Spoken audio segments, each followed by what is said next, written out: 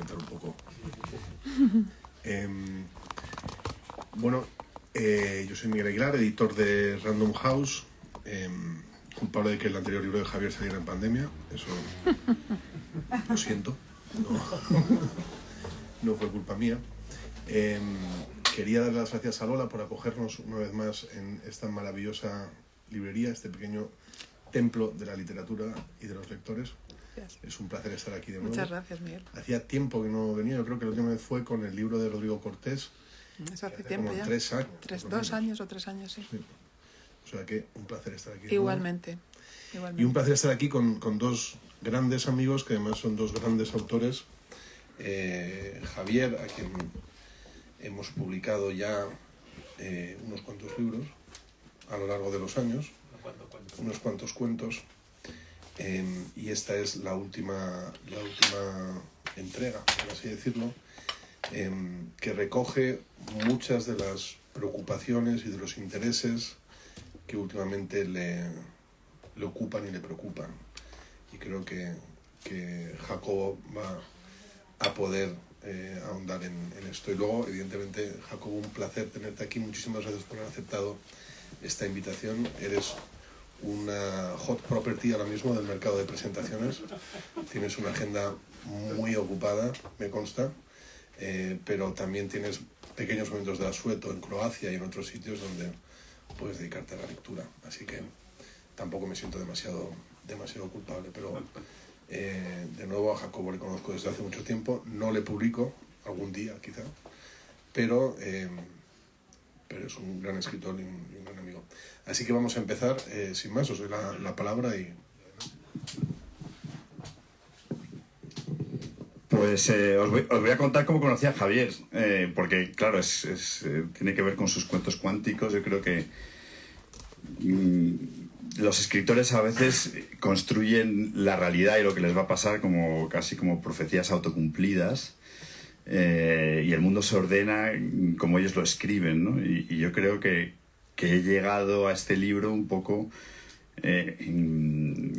con las cláusulas de su propio libro, de cómo construir la realidad, que es que deseamos que ocurran las cosas y las cosas van ocurriendo y se van presentando un poco así. O sea, que yo me siento como un personaje que ha creado él, y por eso he llegado aquí. Me pasó este verano, estando yo me quedo 15 días en Lekeitio, que es el pueblo de mi abuela, que voy solo porque ya no quiere ir mi mujer ni mis hijas, y es mi momento de disfrutar de soledad. Y un amigo de Austin me dijo: oye, mi hijo está por ahí y no sé, quiere hacer algún viaje, conocer el País Vasco. Y yo, bueno, si quiere venir a mi casa. Y vine a mi casa y de repente dije: tengo un amigo que está haciendo un viaje por el mundo, que le podemos invitar, a lo mejor se viene. Estaba en Nueva York ahora mismo y el tío se cogió un avión y apareció en Lekeitio. Y era un físico, Julian Rubinstein, o sea, quedaos con el nombre porque ganará el Nobel dentro de poco.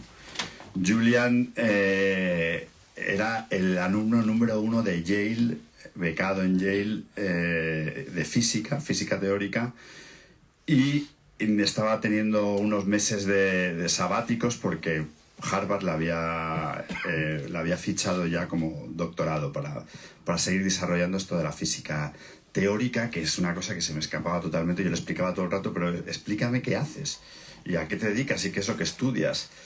Y él, como le gustaba la física de conjuntos, ¿no? Cosa que yo no había hablado, nunca había oído hablar de ella ni me había interesado, pero él me explicaba, pues, bueno, por ejemplo, los bancos de peces cuando se mueven y de repente ves las sardinas, si habéis visto esto, también los estorninos en el aire, ¿no? Que de repente todos giran hacia un lado, y parece que el que está a un lado de ese contorno, de esa silueta que forman en el aire o en el agua, el que está en un extremo sabe perfectamente cuándo va a girar el que está en el otro extremo, como que están participando de algo, de una música que se nos escapa, de alguna ley física, porque él pensaba que detrás de eso hay unas leyes físicas que a lo mejor pueden explicar ese fenómeno por el cual 10.000 peces giran a la vez y toman una misma dirección, o los estorninos en el aire. Y él quería aplicarlo a cómo las neuronas se comunican entre sí y se mandan sus impulsos eléctricos y van creando la realidad y todo esto.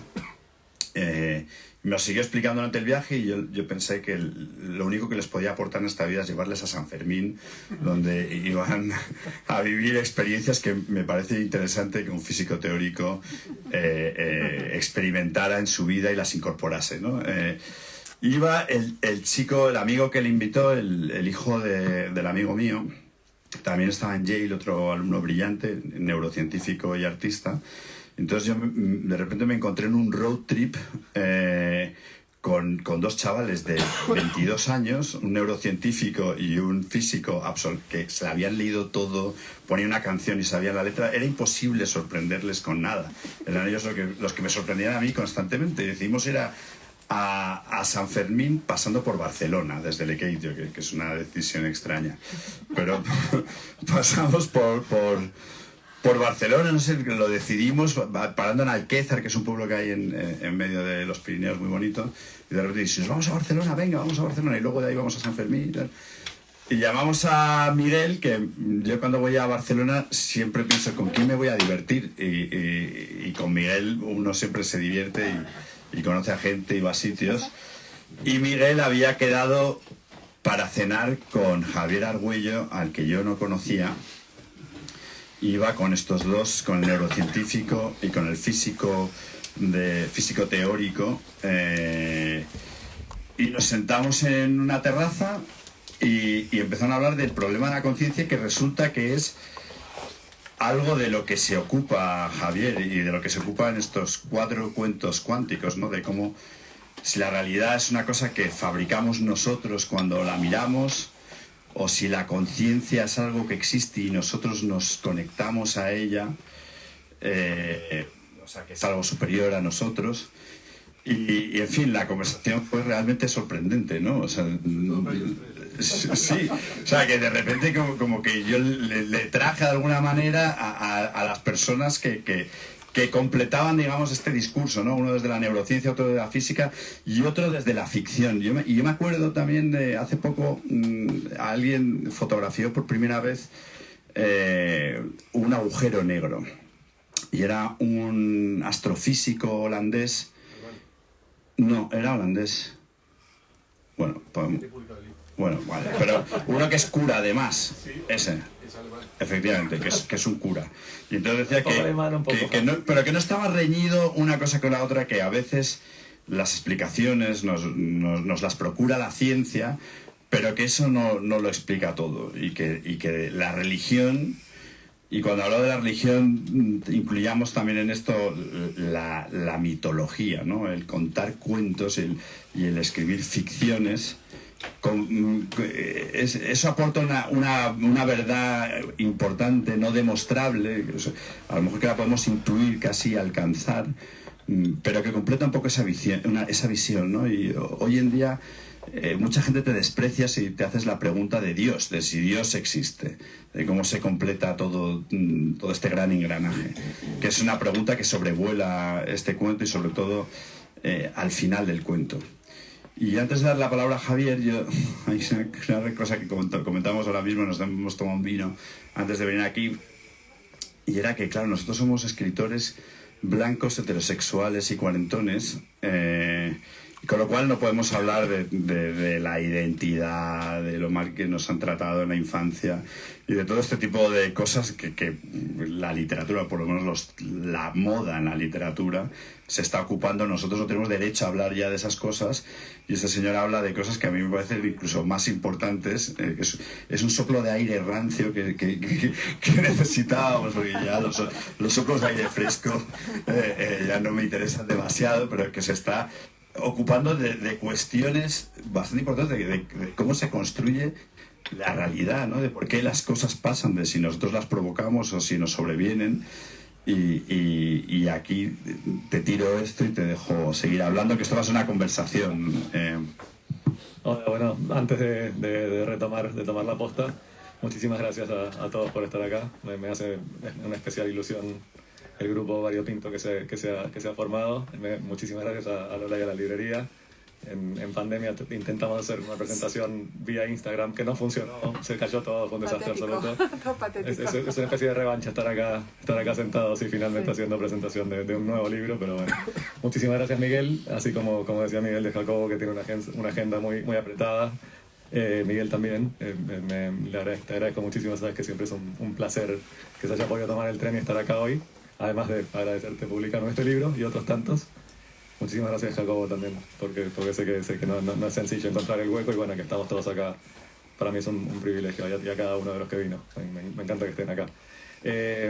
No sé cómo retomar lo que decías. Bueno, no, sí sé cómo retomar. Voy a contar la otra parte de esa primera cena, de ese primer encuentro.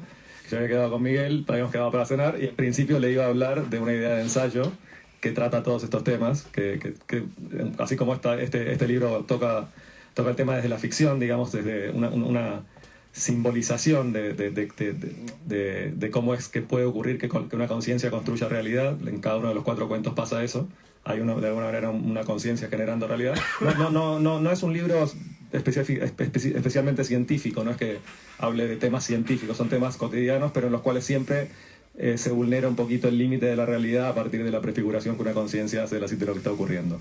Eso es un poco lo que le da el nombre de cuánticos a los cuentos. Y en esa cena yo pensaba que iba a cenar con mi editor para contarle la idea que tenía para un nuevo libro, que era un ensayo, que es un ensayo que va a salir, todo parece indicar que en octubre o así, que justamente no desde la ficción, sino desde el ensayo, analiza un poco el tema de cómo, bueno, en realidad cuenta un viaje que hice al CERN, al acelerador de partículas del CERN, hace 2 años atrás, y las charlas que tuve con los físicos teóricos y experimentales ahí, y cómo un poco me encontré con una idea que a mí me parece súper sugerente, que es que están, el momento actual de la física, que están chocando contra un límite, no saben muy bien cómo seguir avanzando a partir de haber llegado un poco a los límites de la idea del universo y de nosotros mismos entendidos como algo solo material y solo mecanicista, como un mecanismo, digamos. Ese avance llega hasta un cierto punto y a partir de ahora todo lo que se está pensando a nivel teórico en la física, teoría de cuerdas, teoría de multiversos, qué sé yo, no es plausible de ser llevado a cabo en un experimento. Entonces hay como una especie de ruptura un poco, o divorcio un poco entre lo que es la física teórica y la física experimental. La física teórica piensa ideas y le propone después a un físico experimental que construya un mecanismo, un experimento que intente demostrarlas o falsarlas, ¿no? Lo que me encontré en el CERN, que me parece interesantísimo, es que hay una especie de desconexión entre lo que se está pensando a nivel teórico, porque está excediendo lo que un mecanismo, un experimento puede comprobar o puede refutar. De eso va un poco el ensayo, de lo que charlé con los físicos en el CERN, y de otras cosas que se desprenden a partir de ahí, de temas que se meten un poco hasta en metafísica e incluso en espiritualidad y en una serie de inteligencia artificial, una serie de cuestiones. Y mi cena con mi editor era una cena para contarle un poco de qué iba este nuevo libro. Y apenas nos sentamos me dice, Miguel, viene un amigo. Y digo, bueno, se está tergiversando un poquito la cena. No es un tema tan sencillo, no es que cualquier amigo que venga puede entrar a jugar en esta conversación. Pero el amigo cayó con 2 jóvenes de 22 años, un físico teórico y un neurocientífico absolutamente brillantes, que casi que me obligaron a desplegar todo lo que pensaba sobre los temas y no tuve ni que contarle a Miguel porque la charla naturalmente nos pusimos a charlar de todos estos temas, fue realmente súper estimulante y súper enriquecedor. Y bueno, fue el modo en el que con Jacobo nos encontramos y finalmente estamos acá presentando este libro de cuentos cuánticos después de esa única noche de haber desarmado el mundo y vuelto a armarlo. Oye, tú decías una cosa en esa cena con la que me quedé, que la conciencia no es una cosa que nosotros tenemos, sino, o sea, no es una cosa individual en la que cada uno tiene su propia conciencia y desde ahí descubre la realidad, sino que es algo a lo que nosotros nos conectamos, que la conciencia está ahí en el mundo y nosotros de alguna manera nos enchufamos a esa conciencia. En el segundo viaje que hice al CERN tuve una entrevista con el que fue director del CERN cuando se descubrió el bosón de Higgs. Es un alemán que se llama Rolf Hauer. Y le quise plantear este tema. Básicamente lo que hago cuando voy a estos lugares es, como con otros físicos amigos, acá hay una, contarle las ocurrencias para que me digan, no, esto es una estupidez total, o no, mira, puede ser que haya algo por acá, ¿no? Es como medir un poco lo que uno está pensando en estos temas para ver qué hay de investigable ahí, digamos, ¿no? Entonces a Rolf Hauer le dije, mira, me gustaría charlar con usted dos cosas. Una es hasta dónde se puede conocer y hasta dónde no se puede conocer a través del método científico. Eso lo aceptó fácil. Después lo otro que me gustaría que charlemos es las posibles relaciones entre ciencia y espiritualidad. Ahí ya me dijo, ¿podemos hablar de ciencia y filosofía? Le digo, ningún problema, hablemos de ciencia y filosofía. Entonces, inmediatamente que él es muy listo, yo le hice dos preguntas. Quería hablar de la conciencia al final de la charla y a la segunda pregunta me dice, a ver, definime lo que es conciencia para vos. Yo, si quieres yo puedo decirle lo que yo creo, o lo que he estado pensando últimamente del puro sentido común. Me dijo, a ver, contame. Y lo que le dije fue, normalmente nos explicamos la historia del universo en términos cronológicos como que, en los siguientes términos. Primero nace la materia, después nace la vida, después nace la conciencia. O sea, nos lo explicamos como un cuento que en momentos sucesivos va ocurriendo esto. Me dice, vale, y digo, a mí me parece, y le digo desde el puro sentido común, que es completamente absurdo pensar que de un conjunto de átomos muertos puede de pronto surgir la vida espontáneamente. No entiendo cómo puede pasar eso. Si están muertos, ¿cómo puede surgir vida de pronto? Y me dice, ¿y si no? Digo, bueno, la otra posibilidad, que a mí me parece un poquito más razonable, digamos, es que siempre haya existido la vida y siempre haya existido la conciencia. Lo que pasa es que necesitó una mínima complejidad necesaria para manifestarse. En el caso de la vida es la célula, en el caso de la conciencia una cosa parecida a lo que somos nosotros. Se quedó pensando y me dijo, es bastante interesante y nunca lo había pensado así. Con lo cual yo ya me podía ir tranquilo, que estuve a punto de decirle muchas gracias e irme rápido antes de que me destruyera todo. Yo necesitaba saber si no era una estupidez total. Y a partir de ahí empezamos a ahondar en el tema y me dice, pero la conciencia entonces, y por lo menos sufrió una evolución. Le digo, no necesariamente, porque por ahí lo que sufrió una evolución fue la materia que la contiene, pero la conciencia siempre estuvo. Y le digo, y si aceptáramos la idea de que la conciencia y la vida siempre estuvieron, es decir, si la conciencia siempre es algo universal y eterno que siempre estuvo ahí, y se parece bastante a eso que algunos le llaman Dios. Digo, por eso yo le decía hablar de ciencia y espiritualidad, no de ciencia y filosofía. Y ahí se muere de la risa de él y me dice, vale, te la tomo, hablemos de esto.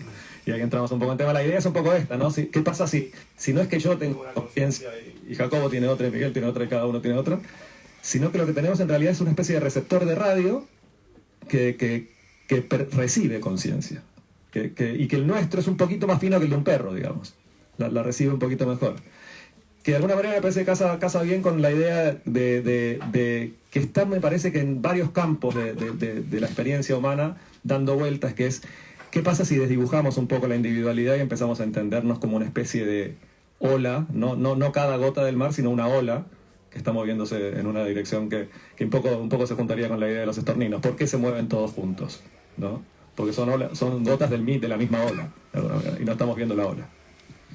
Bueno, vamos a pasar al primer cuento, de estos 4 cuentos cuánticos que están imbricados y que al final hay un esfuerzo por unirlos, ¿no? Y darles un sentido unitario a todos ellos. Pero en el primero hay una cosa, bueno, el tema de la conciencia que es algo que empezaron a investigar ya los escritores en los primeros 30 años del siglo XX, ¿no? Cuando empiezan a hacer la corriente de conciencia y descubren que el tiempo no es lineal, sino que el pasado existe en el presente constantemente y que el tiempo no es una línea, sino que es un territorio, ¿no? El tiempo es un espacio, es un territorio y hoy estamos siendo niños a la vez que estamos proyectándonos en los ancianos que seremos, y todo eso ocurre todo el rato a la vez, con lo cual es un espacio en el que nos movemos en todas las direcciones. Y eso es lo que pasa en nuestra conciencia. El tiempo del reloj es otra cosa. Y hay un lugar que cuenta eso muy bien, de esa persistencia del pasado en el presente, que es las reuniones de antiguos alumnos del colegio. Y en estas reuniones que creo que el efecto más perverso de las redes sociales, de Facebook y todas estas cosas, es que de repente te localizan los antiguos alumnos de los que siempre has querido huir, porque es como de pequeño se conformó un pequeño universo con una clase de 20 o 30 alumnos, y ahí pues uno era el pringao, otro era el gordito, otro era el fuerte, otro era el que ligaba, otro era el que no.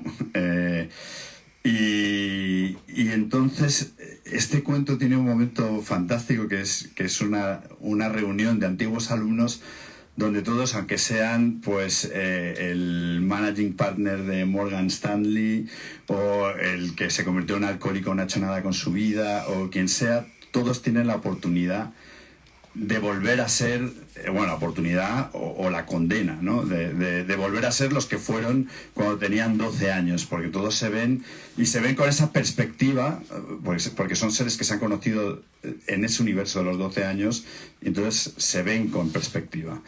Y ahí muchas de las decisiones, de las cosas que nos ocurrieron, nos convirtieron, o pensamos que nos convirtieron para siempre en las personas que somos, ¿no? Por ejemplo, el no haber podido salir con la chica de clase que sabes que te quiso, pero no se atrevió a decirte que te quiso en el momento en el que tú quisiste que te quisiera, ¿no? Y eso pasa en este cuento, y habla de una segunda oportunidad donde se superponen el presente, y ese presente derrotado con toda la potencialidad que hubo en otra época de tu vida. Sí, bueno, efectivamente el primer cuento va de una reunión de exalumnos en donde pasa esto y se cruzan los tiempos, digamos, empiezan a estar ahí los adultos y también los niños, los mismos adultos que también son niños, y empiezan a cruzar temporalidades. Parte de una anécdota real que fue muy graciosa o muy dolorosa, no sé qué decirlo, no fue graciosa, en el fondo fue graciosa, que me pasó exactamente esto, ¿no? Que la chica a la que le dije si quería ser mi novia a los 10 años, 30 años después, no sé cuándo, me contacta por estas cosas de las redes, no sé qué, me manda un correo y me dice, no sé qué, conseguí tu correo, no era antes de redes, era antes de las redes, como en el 2000. Conseguí tu correo y ¡ay, qué maravilla! Leo el nombre, Magdalena Claro se llama ella. Viaje en el tiempo.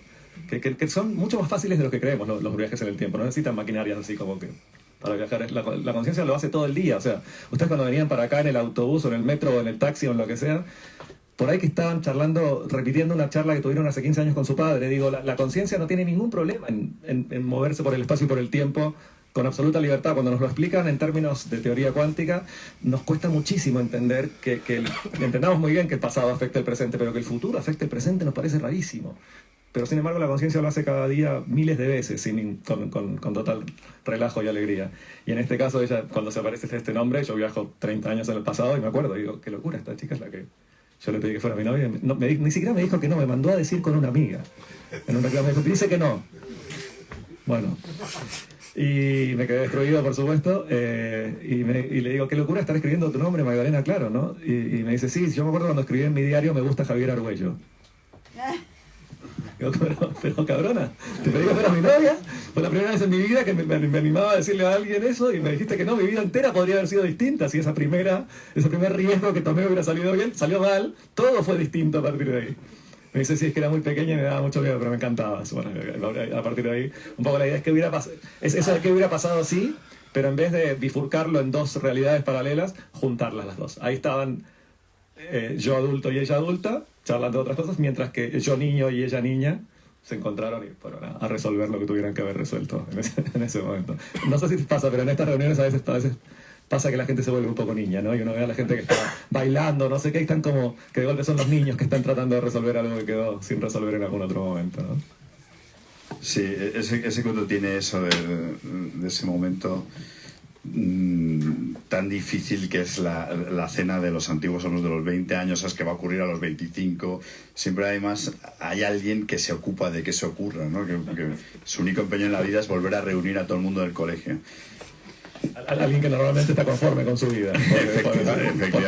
¿No? Y no hay manera de librarse de esos chats ni de esos grupos, más que... Y si te querés librar es peor, porque decir, no voy a ir, pero entonces te quedas en tu casa jodido, y así, entonces es como todo momento, ¿no? El siguiente cuento es un cuento bastante inquietante sobre una persona que ha perdido un poco el principio de realidad o no se mueve en él, que no distingue ya lo que es sueño de lo que es realidad, ¿no? Porque ya ha empezado a soñar dentro de un sueño, ¿no? Son esa matrushka de cosas de cuando sueñas que estás soñando, o sueñas, no sé si habrá pasado 1000 veces, que a veces sueñas que estás soñando, sueñas que estás dormido y te despiertas y te despiertas como menos mal que has terminado el sueño, pero sin embargo sigues estando dentro del sueño. Y hay sueños de los que uno se despierta no sabiendo en qué habitación estás y a mí últimamente me ha pasado que estoy viajando un montón últimamente y de despertarme con la inquietud de no acordarte dónde te has dormido, ¿no? Y luego está ese mundo del de la teoría de la simulación, que no me acuerdo quién, pues tampoco yo estoy muy versado en estos temas de física ni de cuántica ni tal, pero por lo visto hay por ahí una teoría que dice que es imposible demostrar y que es una cosa que desde Descartes nos lo planteamos, si realmente existe la realidad o si es toda una simulación, si yo existo, si alguien me ha inventado, si yo me estoy inventando a los demás.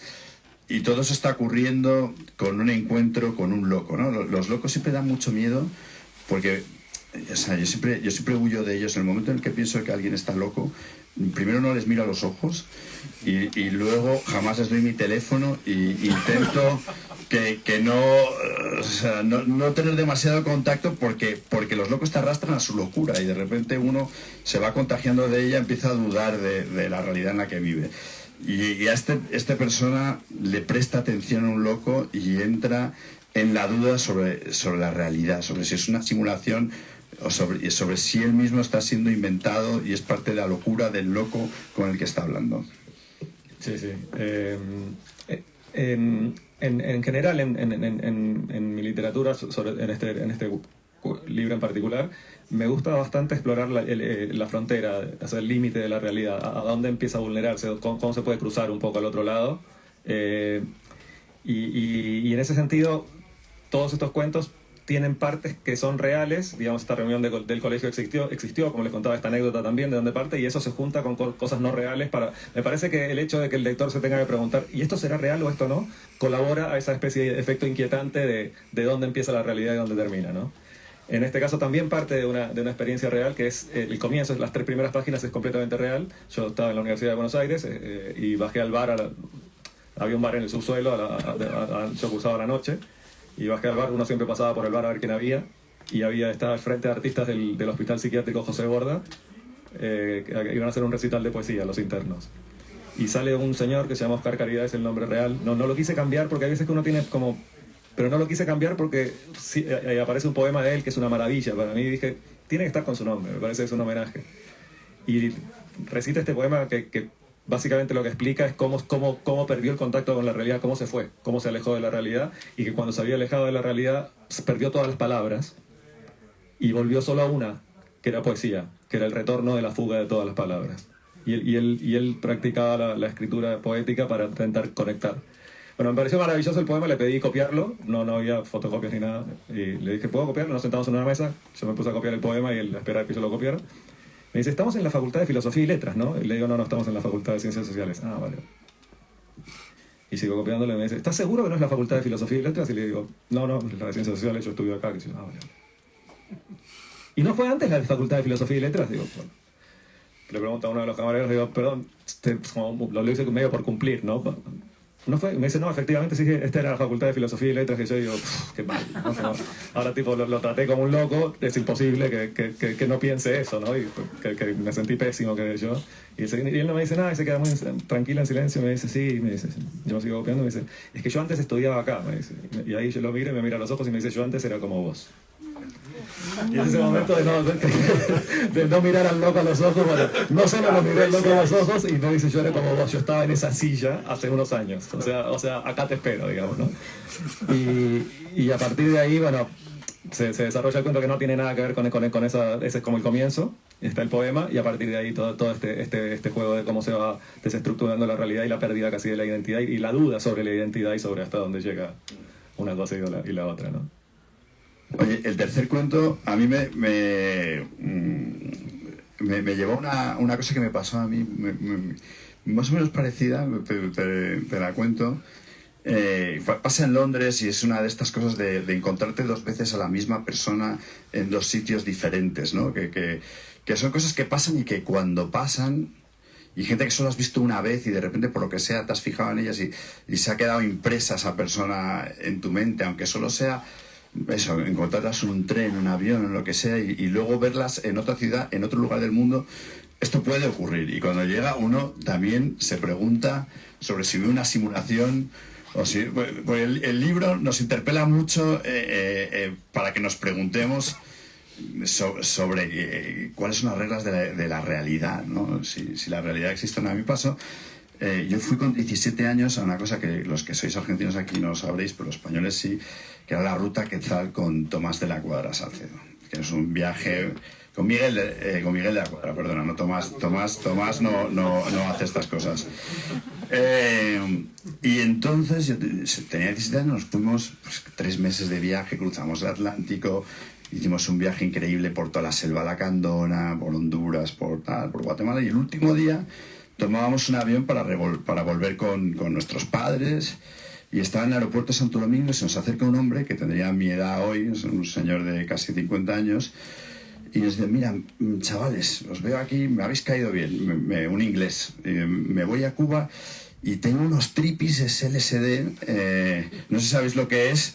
Nosotros nunca habíamos probado el LSD ni nada, pero sabíamos lo que era porque lo habíamos leído, o sea, había una leyenda en torno a esto. Y dice, si queréis os los doy porque no me atrevo a ir a Cuba con esto. Y nosotros, bueno, nos quedan 10 horas de avión, ¿sabes? Y nos regaló 3 tripis que tenían como el plátano de Andy Warhol en este. Y yo estaba con un inglés, Michael Gladstone, y un alemán que se llama Hans Konitz, y nos montamos en el avión y vamos a probar esto.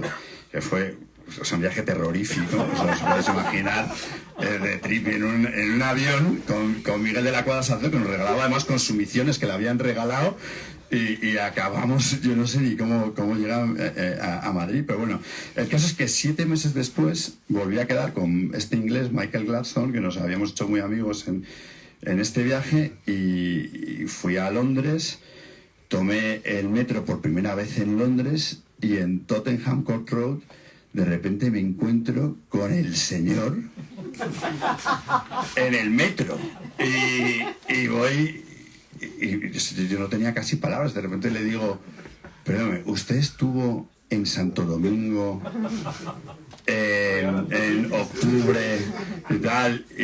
Sí. Y digo, ¿usted me regaló un trip que me tomé en un avión? Y dije, sí, era yo. Lo siento, me tengo que bajar en la siguiente estación. Y se bajó y se fue, y de repente pensé, esto... Lo maravilloso es que los dos se acordaban, ¿no? Claro, no, sí, nos acordábamos, y lo maravilloso es que como estas cosas que ocurren en la física cuántica, que es que cuando yo me junto con Michael Gladstone, aparece este señor, y 7 meses después yo me voy a juntar otra vez con Michael Gladstone y aparece ese señor.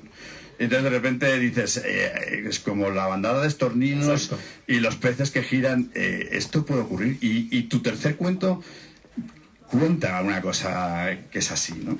Sí, es eso, es lo de la bandada de estorninos. ¿Hay una forma acá o no? Bueno, lo charlamos alguna vez con María, es una amiga de física, y estábamos en un congreso juntos conversando estas cosas.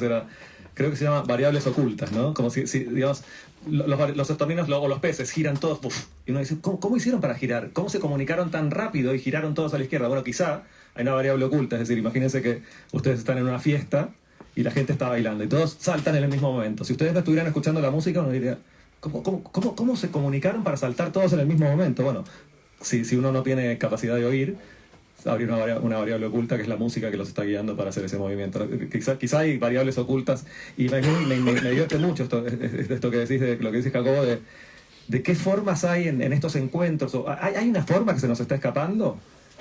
Me parece interesante pensar en términos de... Hay 2 cosas que a mí me llaman la atención mucho, bueno, muchas, pero 2 de la teoría cuántica que la teoría cuántica de alguna manera rebate. Una es la noción de realidad, en términos de lo que estamos hablando, ¿no? Que no es una realidad concreta, sino que es un campo de probabilidades que colapsa en una posibilidad concreta frente a la mirada concreta que un observador pone en juego en ese momento. La otra es la noción de separabilidad. Nosotros... Nuestra educación, el método cartesiano, digamos, nos enseña a estudiar el árbol como ramas, hojas, tronco y raíces. Y si entendemos las partes, vamos a entender el todo. Un poco la teoría cuántica rebate la idea de la separabilidad, en el sentido de que las partículas, esta es la parte en la que me incomoda que esté María acá, que es física, y que yo empiezo a tratar de explicar cosas, y seguramente voy a decir mal, y es como esos sueños en los que uno no estudió para el examen y está en calzoncillos en el colegio, ¿no? Pero bueno, lo intento. ténganme piedad, María, y si hay otro que sepa más que yo de estos temas. La noción, digamos, en el mundo subatómico las partículas son tan pequeñitas y viven tan corto tiempo que tratar de entender a una en particular no tiene ningún sentido. Lo que se intenta es entender las relaciones entre ellas. Y eso me hace pensar en nosotros. O sea, se supone que en el mundo de cosas más grandes que las subatómicas, digamos, esas leyes no funcionan solo ahí, pero no tendrían por qué no funcionar, pero por alguna razón no funcionan. Y a veces me gusta pensar que nosotros en el fondo también somos tan pequeñitos y vivimos tan corto tiempo, solo que en nuestra escala parece un poco más, que es un poco absurdo que sigamos pensando en qué me pasa a mí y qué le pasa a él, y no tratar de entender un poco lo que les decía hace un rato, de más que entender cada gota en el mar, porque no tratamos de entender la forma de la ola, ¿no? Bueno, sí, el tercer cuento se mete un poquito en estas cuestiones. El cuarto cuento tiene mucha amiga, porque además es el cuento que digamos que no, tiene como un pegamento para entender que la obra es una obra unitaria, ¿no? Y hay un texto que me gustaría que leyéramos, porque también está bien. ¿Quieres leerlo tú o lo leo yo? Necesito gafas para leerlo. A ver. No, yo lo Vale. Bueno, esto ocurre se juntan el escritor, porque al final es la misma voz la que transita por los cuatro cuentos, ¿no? Y uno comprende que el narrador no cambia, aunque cambia toda la casuística, que va explorando los límites de la realidad de una manera o de otra, pero todo le ocurre a una misma voz que está haciendo esa gran reflexión a través de esos cuatro cuentos. Y en el cuarto va a dar este escritor que nos cuenta los cuentos, está dando una conferencia en China. Y además, bueno, luego lo contarás tú, pero que tiene un momento divertido de que se pone muy autocrítico con la decadencia de Occidente y se desnuda bastante frente a los chinos, y el profesor chino que da la conferencia con él se aprovecha y dice: sí, es que sois una basura prácticamente y nosotros estamos en lo mejor del mundo. Y entonces él dice: no, ahora voy a defender Occidente, y se mete en un lío, ¿no? Pero dice algo así. Wu. Entonces recordé aquello que me había comentado el profesor Wu acerca de que esa gente no establecía ninguna diferencia entre lo que era real y lo que no. Todo lo que oían formaba parte del gran relato a partir del cual intentaban explicarse el secreto orden de las cosas. Daba igual que viniera de un científico, de un poeta o de un monje. Todas eran cerdas del mismo pincel que intentaban dibujar la misteriosa forma del mundo. Lo más llamativo, dije, para cerrar mi exposición, es que lo que nos hemos dejado afuera en este exhaustivo intento de mecanización de la existencia es nada menos que el sentido que todo esto puede tener. Porque un mecanismo puede funcionar o no, y si no funciona puede ser reparado. Pero sin un propósito más elevado que lo anime, sin un plan de nivel superior que lo contenga, carece de cualquier sentido que justifique su existencia. Y entre que siga funcionando o que se detenga, encontramos más consuelo en hacer que siga funcionando, por más que no sepamos por qué lo hace, porque es mejor que lo haga que no lo haga, ni hacia dónde nos conduce el hecho de que lo siga haciendo. Esta es la gran tragedia de Occidente, aseveré con una congoja que no recordaba haber sentido en las innumerables ocasiones en que me había tocado exponer estos mismos argumentos. Nos hemos alejado de las estrellas. Nos hemos apartado de ese espíritu eterno al que podemos llamar Dios o destino, o como ustedes quieran llamarle, y que de algún modo justificaría un orden superior al que tal vez nunca accederemos, pero cuya presencia, sin embargo, nos haría sentir un poco menos huérfanos. Está bien, ¿eh? No es que el narrador se ponga a decir eso, es que está dando una conferencia en ese momento, que es una conferencia que fui a dar yo a Pekín hace unos años atrás, y efectivamente había una contraparte china. En realidad lo que yo propuse en el Cervantes de Pekín, el tema eran los grandes relatos del imaginario de Occidente, y lo que pedí es una nueva contraparte china para que explicara los grandes imaginarios los grandes relatos del imaginario de Oriente, porque en realidad lo que quería yo era escucharlo a él, básicamente. Quería que alguien me explicara un poco esto, ¿no? La conferencia, como bien decías, Jacobo, fue un poco frustrante porque yo hice una gran autocrítica de del momento de Occidente, y el profesor chino empezó a vanagloriarse de la grandeza de China, y entonces yo empecé a mosquear hasta el punto que dije, no, ahora para eso me pongo a defender a Occidente, ¿no? Que uno hable mal de la familia de uno es una cosa, pero que otro hable mal ya no nos gusta tanto. Y entonces me metí en un jardín porque en un momento dije, a ver, ustedes abran internet y ya van a ver lo que vi. Y los de Cervantes en un momento me abren los ojos grandes como... Eso no se dice acá. Ok, ahí empecé a entender, pero bueno. Habrá internet y todo el mundo se pondrá a ver pornografía. Eso es lo que decía. Les dije, a ustedes abran internet y van a ver que el 80% de la circulación va a ser pornografía como en todo el mundo. Los de Cervantes me miraron como, bueno. Pero yendo un poco a esta cita... me perdí. Me puse con la anécdota y me perdí de dónde iba la cita. Es la cita del mecanismo. Exacto. Un poco la idea de explorar el límite de la realidad en general me atrae como tema literario, pero me parece que es importante como tema cultural, digamos, no sé, identitario, de formación de nuestros valores, en el sentido de que creo que, y es el punto en el que les comentaba que creo que está chocando la física contra qué hay más allá del mecanismo, ¿no? Y fuera del mecanismo hay cosas que no son comprobables, que como las mencionaba, hay como aproximaciones a la realidad, como la literaria u otras, que no son comprobables, sin embargo nos aportan elementos que son valiosos. Y me parece que es importante que empecemos a mirar para ese lado, porque nos hemos dejado afuera algunas cosas que nos conforman como seres humanos. Estas charlas las tuve en el CERN con algunos físicos del CERN, y un físico le di un texto de Werner Heisenberg, el físico alemán, que hablaba un poco de esto, del centro que organiza todas las cosas, y que sin ese centro nos podemos extraviar y le pueden pasar al mundo cosas mucho peores que las bombas atómicas y que el holocausto. Y el físico me decía, mira, te voy a ser sincero, no son temas en los que yo estoy ocupado en este momento, pero estoy seguro que son temas en los que tenemos que empezar a reflexionar, sobre todo con el advenimiento de la robótica y la inteligencia artificial. Estamos avanzando en una dirección y si no le encontramos un centro de sentido a esa dirección nos puede llevar a cualquier lado. Y el hecho de privilegiar solamente lo que es medible, lo que es comprobable, deja fuera todas las otras cosas, las que no son medibles y comprobables, que en el fondo son las que le dan sentido a nuestra vida. Entonces, mi exploración en el límite de la realidad no es solo por una curiosidad, digamos, por un interés propio ni teórico, sino porque me parece que es momento de empezar a mirar para ese lado para empezar a volver a incorporar. De hecho, una discusión, y no me acuerdo si la tuvimos en San Sebastián, María, pero una charla interesante es: la ecuación no es capaz de contemplar la conciencia, la participación de la conciencia en la construcción de la realidad. Es capaz de contemplar el punto de vista en términos de coordenadas espaciotemporales, pero no el papel que juega la conciencia en esa producción. Y bueno, y desde que le estaba hablando a Miguel de estos temas acerca del cual va el próximo ensayo, Miguel, como recibe de todo el mundo libros, le ofrecen libros para ser traducidos al castellano, empezó a enviarme los que le llegaban de estos temas, y creo que fue el último que me mandaste, que me dice, mira, esta frase es exactamente la que me mencionaste en la última charla, que era algo así como: si no somos capaces de incluir la conciencia en la ecuación va a estar siempre incompleta. Era un libro publicado en inglés acerca de un físico que publicaba este libro en inglés. Y que esa es un poco la sensación. Estamos dejando fuera algo que es lo que nos hace ser humanos, y en este momento en el que estamos empezando a acercarnos mucho a que haya mecanismos que parece que reemplazan al ser humano, creo que es una reflexión que es importante que hagamos, ¿no? Incluso los físicos, como les digo, este físico que ni siquiera se estaba ocupando de estos temas me dijo: yo no me ocupo, pero es importante que empecemos a pensar un poco en todo esto.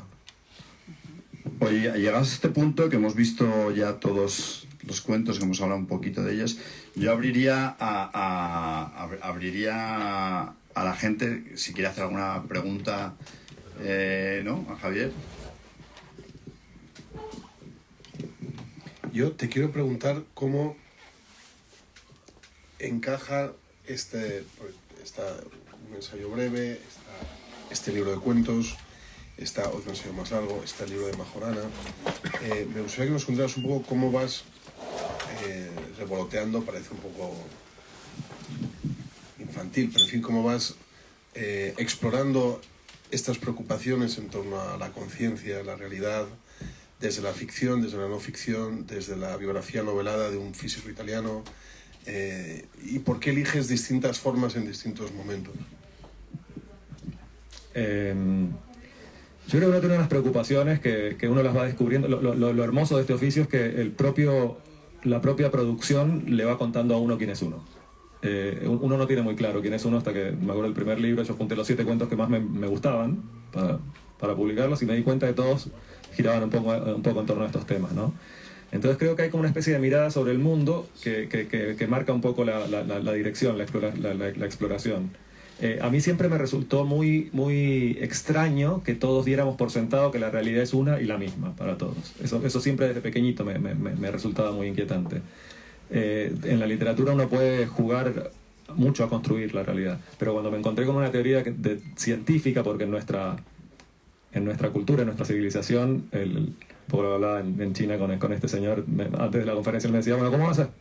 ¿Qué vas a explicar? Le dije, mira, voy a explicar básicamente que la historia de Occidente es la historia de cómo al principio la verdad la tuvieron los poetas, después los filósofos y después los científicos. Eso es un poco la historia de Occidente. Él me decía, y ahí fue cuando él me dijo, qué curioso, nosotros nunca nos alejamos del mito para tratar de entender la realidad, lo cual es fantástico, ¿no? Desde la literatura, como te digo, uno puede explorar muchos abordajes diferentes, mitológicos de la realidad. Pero cuando me encontré con una teoría científica, o sea, la ciencia, el conocimiento oficial de nuestra cultura, que decía, hey, quizá la realidad no es algo tan fijo, quizá la conciencia tiene un papel en su construcción, dije, qué maravilla. De alguna manera fue como tranquilizador para mí, es como, vale, esta sensación que tengo, la gente del conocimiento oficial también la está explorando. Eso fue lo que me puso en contacto con. Y me parece que es interesante explorarlo desde varios lugares. De hecho, participamos con María en algunos foros y con otra gente en los que juntamos gente de ciencias y gente de humanidades para empezar a compartir visiones y empezar a enriquecer visiones desde distintos lugares. Einstein tenía esta frase que me gusta mucho, que la compartimentación de la realidad, la especialización de nuestras respectivas disciplinas, él decía, hace que poco a poco vayamos sabiendo cada vez más acerca de cada vez menos, hasta que va a llegar un punto en el que vamos a saber casi todo acerca de casi nada. Es un camino que nos lleva un poco a eso, ¿no? a que se termine diluyendo el conocimiento. Entonces me parece que abordarlo desde todos los lugares que se pueda es muy interesante. En el ensayo uno lo aborda de manera más teórica, y en cuentos como este uno lo pone como de manifiesto para que bailen, digamos, los actores enfrente de uno y lo representen, ¿no? Me parece que todos los abordajes son ricos y ninguno, digo, no escatimemos en ninguna posible aproximación para poder tratar de abrir un poquito el zoom y empezar a incorporar las variables que desde una realidad. La pensaba el otro día escribiendo este ensayo del que estamos hablando. ¿Cómo se llama la disciplina que estudia el universo? Física. O sea, asumimos, el nombre ya es fantástico, asumimos que el universo es físico, que lo que no es físico no es parte del universo. O sea, el mismo nombre te lo está diciendo. Me parece que hay veces que desde el sentido común es como reducirlo a cuestiones tan básicas como esta y decir, vale, le llamamos física a la disciplina que estudia el universo, y lo que no es físico, y lo que estoy sintiendo y lo que imagino que ello no forma parte del universo. Cuando en el fondo todas las decisiones importantes que tomamos en la vida las tomamos en base a estas cuestiones no tangibles, ¿no? Y esas decisiones le dan forma al mundo. Es decir, nos estamos dejando afuera algo bastante importante.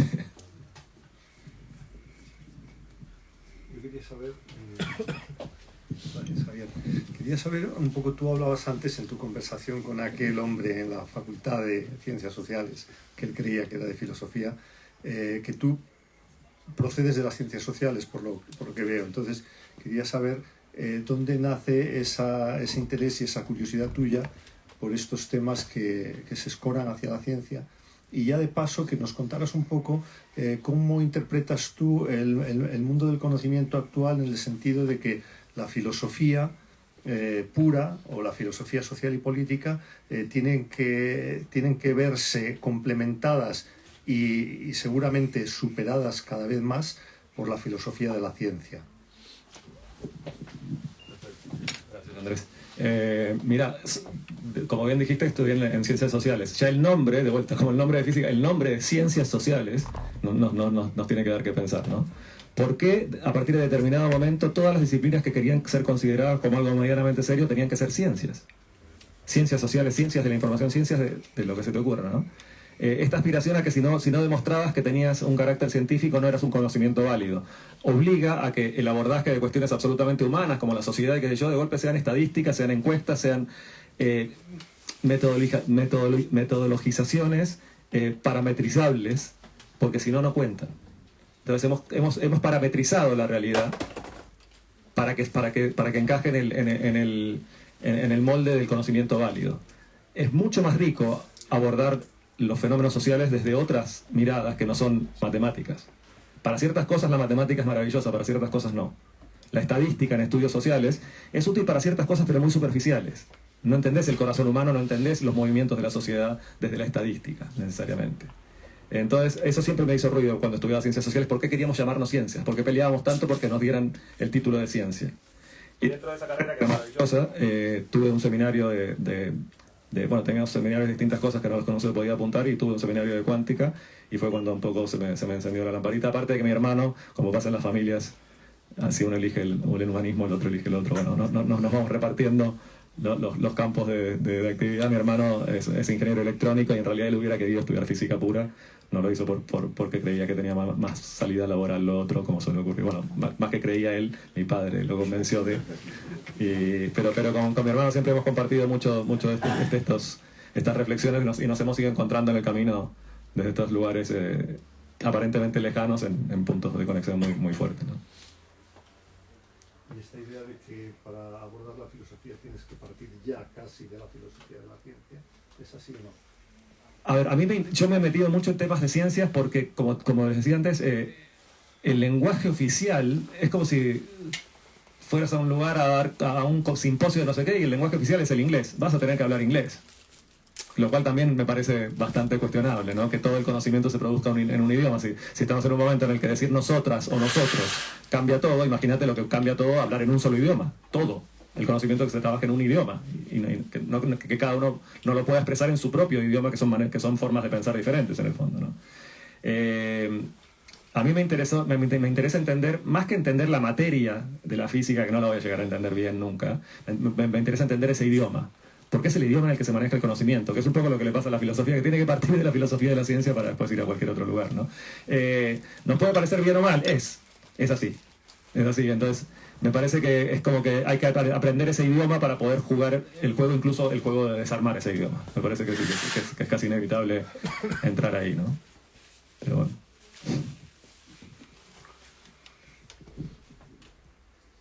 Si hay más preguntas.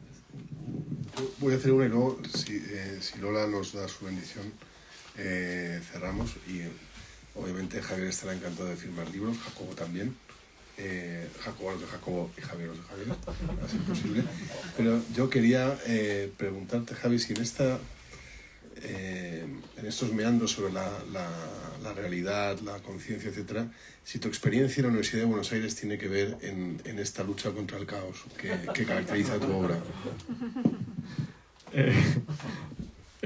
Más que lucha contra el caos, te prepara para el caos de una manera maravillosa. Sí, la Universidad de Buenos Aires es una locura absoluta.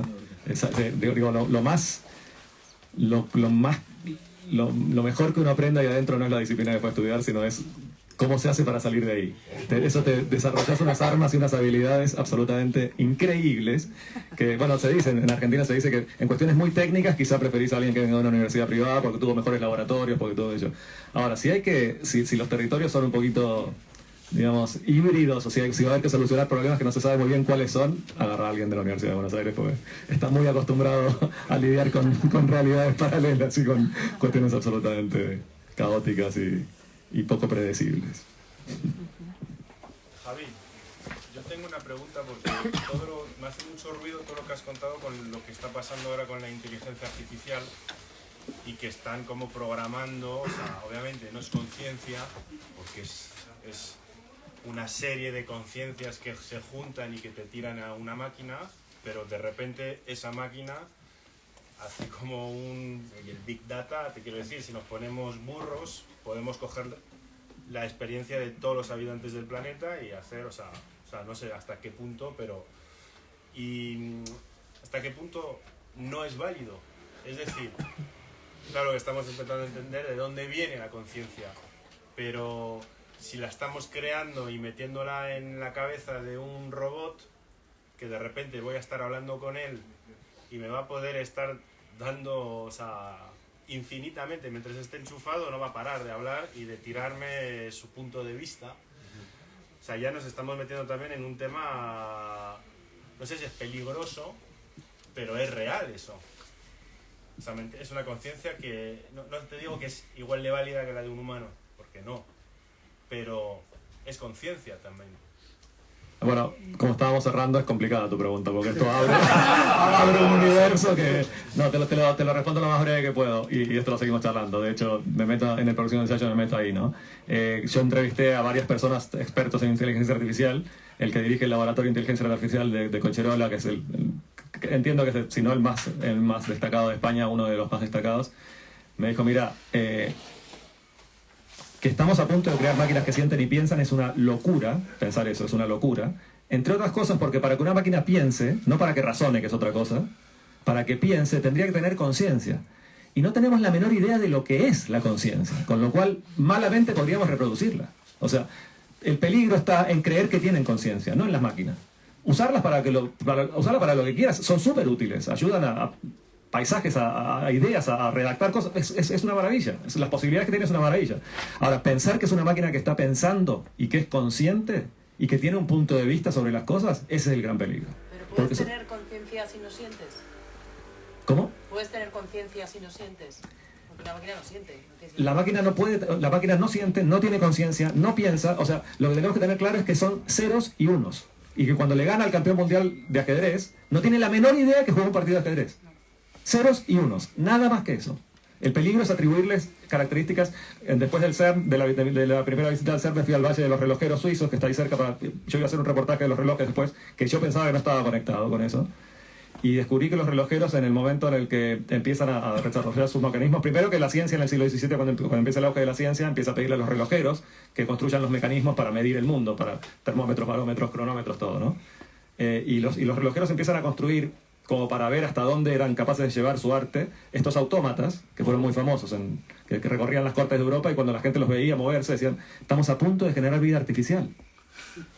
Si conseguimos que este autómata coma, digiera y defeque, esto es vida. Y de hecho es el momento en el que Mary Shelley escribe el Frankenstein en Ginebra mismo. Justamente lo empieza a escribir en Ginebra. Y el momento en el que Alessandro Volta, al conseguir envasar energía en una pila, permite que los médicos empiecen a jugar con darle impulsos eléctricos a un brazo en la morgue y ver que se mueven los dedos, y dice, la vida es esto, un mecanismo que le enchufa energía. Y están convencidos que estamos a punto de crear vida. Hoy entendemos que es muy ingenua esa idea, que la vida es mucho más compleja. Bueno, esta sensación respecto de la robótica y la inteligencia artificial que estamos teniendo hoy en día es exactamente esa. ¡Ah! Está vivo, piensa. No, es un autómata del siglo XVII. No es nada más que eso, solo que ahora se parece un poquito más físicamente a mis características. El gran peligro, me parece, es confundirse y pensar que piensa y que siente.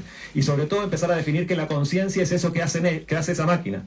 El viaje es como inverso, estamos haciendo el viaje. No es que la máquina está siendo capaz de desarrollar conciencia y características humanas. Nosotros estamos limitando las características humanas a lo que puede hacer la máquina y estamos definiéndolas así, lo cual es peligrosísimo. Pues muchísimas gracias.